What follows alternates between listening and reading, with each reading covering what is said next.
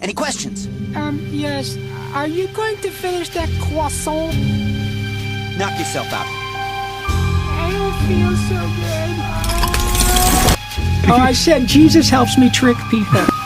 Yeah, I don't mind. Once when I was 7 years old, I sat on a banana. And of course, that changed my life.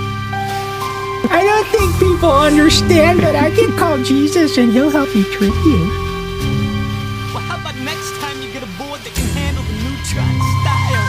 Later, Nicorama.